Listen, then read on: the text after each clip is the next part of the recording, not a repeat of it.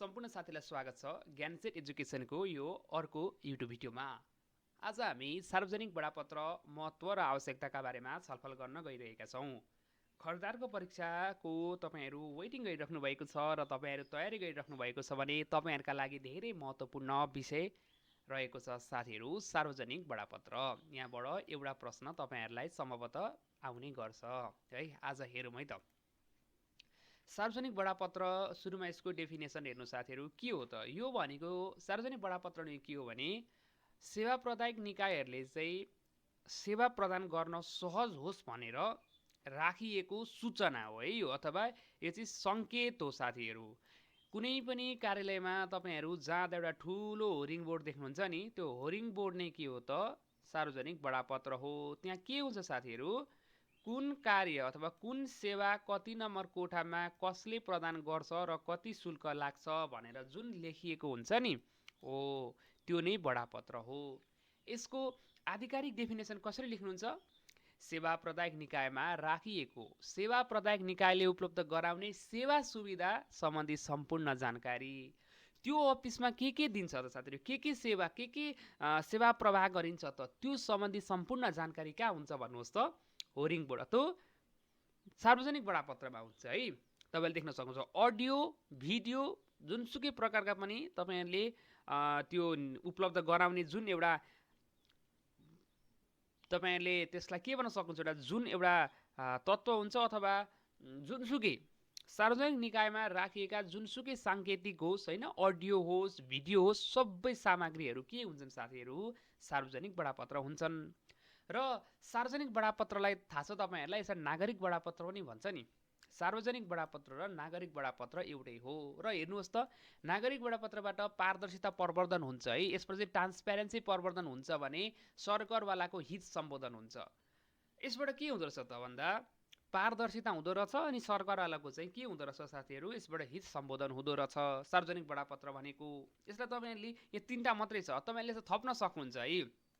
हरेक सरकारी अथवा हरेक सार्वजनिक निकायले आफ्ना नागरिकलाई सेवा प्रवाहमा सहज तथा पारदर्शिता कायम गर्नको निम्ति सार्वजनिक बडापत्र राखेको हुन्छ। सार्वजनिक बडापत्रहरू अडियो भिडियो साङ्केतिक जस्ता जुनैसुकै प्रकारका प्रकृतिका र प्रविधिका हुन्छन्।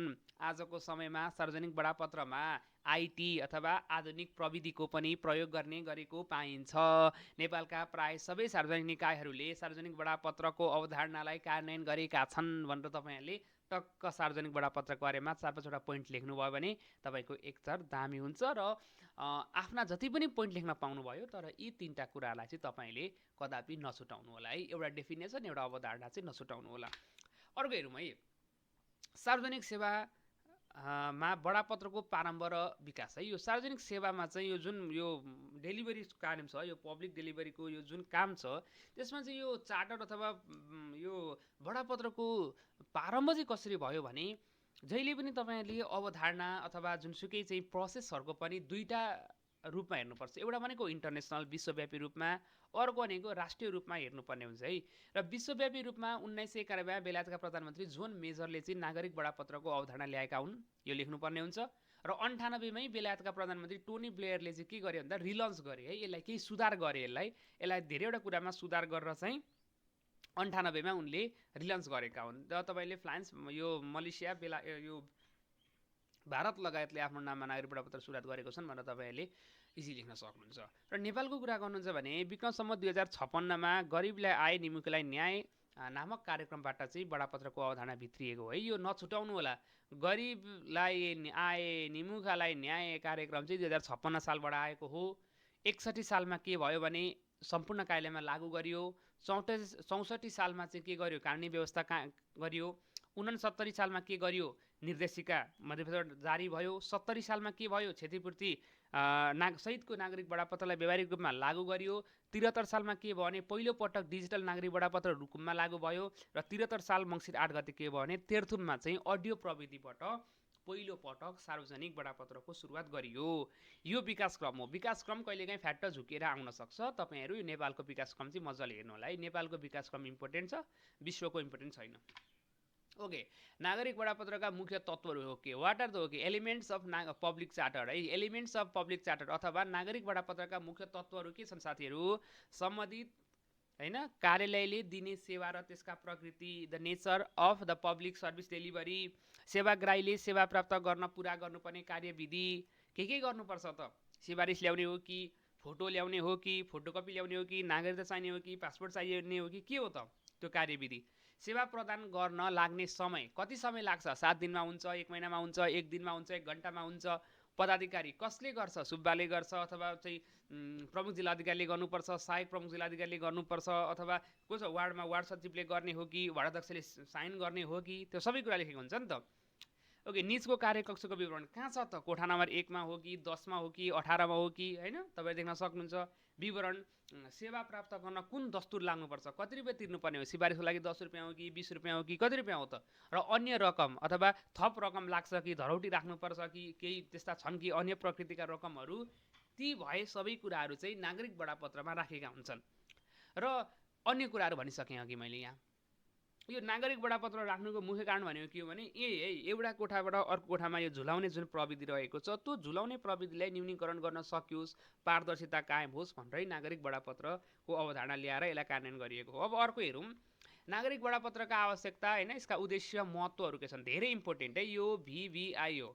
हेर्नुहोस् त, पारदर्शिता र सूचनाको हक प्रत्याभूति गर्न, संविधानले दिएको छ सूचनाको हक, सरकारवालाको हित सम्बोधन गर्न, सार्वजनिक सेवा प्रवाहमा सुधार ल्याउन, सेवा प्रदायक र प्रापकको समय बचत गर्न, गुनासो सुनवाई व्यवस्थापन, मूल्याङ्कनको आधार तयार गर्न, सेवाप्रति जनविश्वास वृद्धि गर्न, साधन स्रोतको महत्त्व उपयोग गर्न, सेवा प्रदायकबाट हुन सक्ने स्वेच्छाचारिताको अन्त्य, यो एकदम इम्पोर्टेन्ट छ है, स्वेच्छाचारिताको अन्त्य, सुशासन र विधिको शासनलाई संस्थागत गर्न। साथीहरू तपाईँ देख्न सक्नुहुन्छ, सार्वजनिक सेवा प्रवाहका क्रममा हामी धेरै नेपालीले भोगेको टेबल माथि र टेबल मुनिबाट हुने सेवा प्रवाह, साथीहरू टेबल माथिबाट हुने सेवा प्रवाह चाहिँ कहिलेकाहीँ हुन नसकेर कठिनाइ आएर टेबल मुनिबाट पनि सेवा प्रवाह गर्नुपर्ने अवस्था सिर्जना गर्छन्, र त्यो टेबल मुनिबाट हुने सेवा प्रवाहलाई अन्त्य गर्न चाहिँ नागरिक बडापत्रको अवधारणालाई एकदम राम्रोसँग चाहिँ कार्यान्वयन गरिएको छ, गर्नुपर्छ है, गरिएको त छ होइन, गर्नुपर्छ।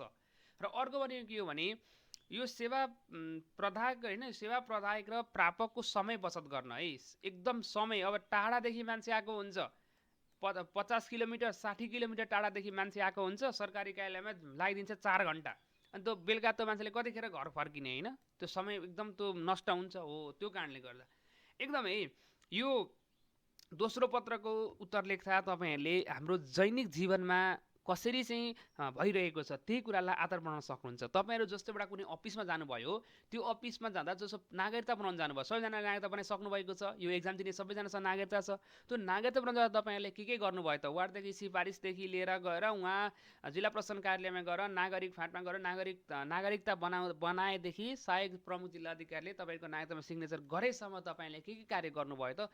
त्यसलाई नै मिलाएर तपाईँले सार्वजनिक सेवा प्रवाह र नागरिक बडापत्र लेख्न सक्नुहुन्छ। जस्तो त्यतिखेर पनि तपाईँहरूले नागरिकता बनाउन जाँदा यो सिफारिस लिएर 10 नम्बर कोठामा जानु भन्नु होला होइन, त्यो 10 नम्बर कोठामा हामी किन गएका भन्दा त्यो 10 नम्बर कोठामा त्यो अधिकारी छ क्या, त्यो नागरिकतामा बनाइदिने अथवा नागरिकता बनाउन चाहिँ मद्दत गर्ने अथवा नागरिकता कसले बनाउँछ त्यो IT अफिसर होस् या त्यो सचिव होस्, त्यो चाहिँ कति नम्बर कोठामा छ? 10 नम्बर कोठामा छ हो। त्यो तपाईँले कहाँ देख्नुभयो भने बाहिर होर्डिङ बोर्डमा राखिएको हुन्छ हो, त्यो होर्डिङ बोर्डमा 10 नम्बर कोठामा जानु भनेर लेखेको हुन्छ, 10 नम्बर कोठामा जानुभयो।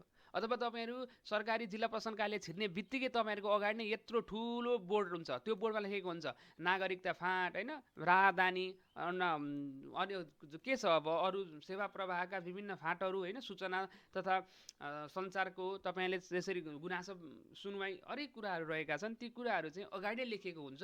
त्यो कारणले गर्दा तपाईँहरूको समय पनि बचत हुन्छ, तपाईँको पारदर्शिता कायम हुन्छ, तपाईँले दुःख पाउनुहुन्न, एउटा कोठाबाट अर्को कोठा भताइराख्नु पर्दैन, र तपाईँहरूले चाहिँ तपाईँको त्यो अफिसको स्रोत साधनको पनि एकदमै महत्त्वपूर्ण उपयोग हुन्छ। साथीहरू यिनै कुराहरू हुन्छ, त्यो नागरिक बडापत्रमा यिनै कुरा रहेका छन्। धेरै सजिलो टपिक तर धेरै महत्त्वपूर्ण, व्यावहारिक रूपमा पनि एकदमै इम्पोर्टेन्ट, हामीले जीवनमा भोग्दै गर्दै आएका कुराहरू बडापत्रमा समावेश गरिएका छन्। र यसबाट चाहिँ कस्ता खालका क्वेसन आउँछन्, कसरी लेख्ने भन्ने कुरा चाहिँ हामी अर्को भिडियोमा छलफल गर्नेछौँ। आज यो सिम्पल नागरिक बडापत्र भनेको के हो, एकदम सर्ट फर्ममा है साथीहरू, यो एकदम सर्ट फर्म रहेको छ, एकदम योभन्दा बेसिक लेभलको हुँदैन, यो बेसिक लेभलबाट हामी सुरु गर्नेछौँ, तपाईँले देख्न सक्नुहुन्छ। र अन्य यहाँबाट कस्ता क्वेसनहरू आउँछन्, कसरी एन्सर लेख्ने, कस्तो एन्सर लेख्दा कति मार्क आउन सक्छ, कसरी चाहिँ अब्बल एन्सर लेख्न सकिन्छ, शब्द कसरी छनौट गर्ने भन्ने कुराहरू चाहिँ अर्को भिडियोमा हामी छलफल गर्छौँ।